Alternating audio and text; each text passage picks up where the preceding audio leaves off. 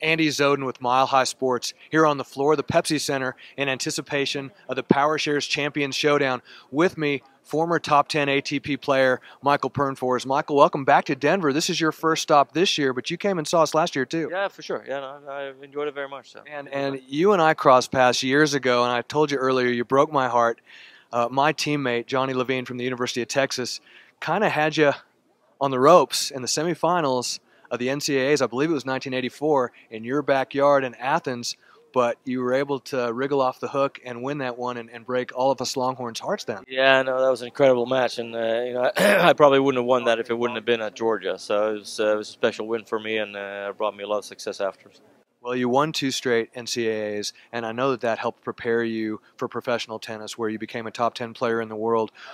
The philosophies have kind of swung back and forth whether or not it's best for a junior player to enter into college tennis in advance of trying to play professionally, or maybe to just go straight into the pros. At this point, with what you're seeing in college tennis, what would you advise your son to do if had the choice? Well, I mean, it's difficult to say. I mean, you got to look at the player. I think that it's very difficult to say that you can lose out by going to college. I mean, the benefits from getting an education and also just the lifestyle of living, and kind of growing up, going to school was tremendous for me. And I certainly wasn't ready to turn pro and never really thought I would be a professional tennis player until maybe after the first year at Georgia. But I really, it's, like I said, it's individual, but I would say you can't lose out by going to college.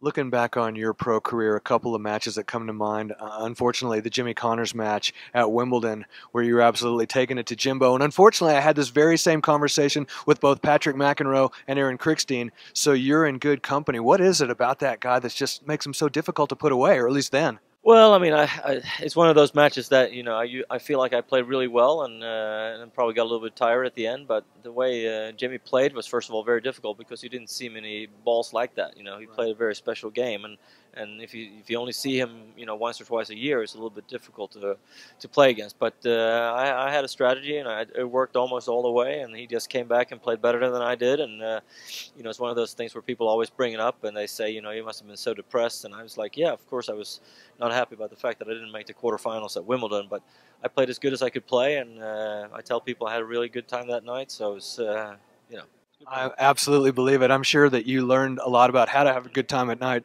while playing at Georgia. Safe to say, college tennis helps with that too. Oh yeah, I mean Georgia, I think at the time was one of the biggest party schools, but you had to focus on tennis as well. But I think it's one of those things that you go through in college, and you want to live the social life as well, and there are certainly benefits from learning how to live that way as well. Michael, I know you've got a meet and greet to get to, but I want to ask you one more thing. Stan Wawrinka breaks through, wins the Australian Open this year. Have we finally gotten into an era in men's tennis where you can't just pencil in one of the big four, Federer, Nadal, Djokovic, and Murray into a major final, that we're going to start to see a little bit more of this going forward this year? Well, I certainly think that when somebody like Stan wins a tournament like that, I think it shows the other guys that are a little bit below the top four that it is possible. So I think it's one of those things that it goes in cycles, and now we have a situation where one guy goes in and wins one. I think it's going to change a little bit.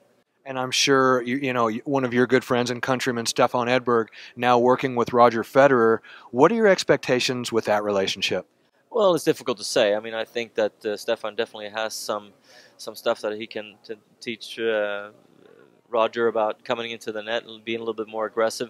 But it's difficult to teach somebody that's been doing something for such a long time to all of a sudden change to a different game. But I hope that Roger can learn something from Stefan, because I think that's his chance to win another Grand Slam.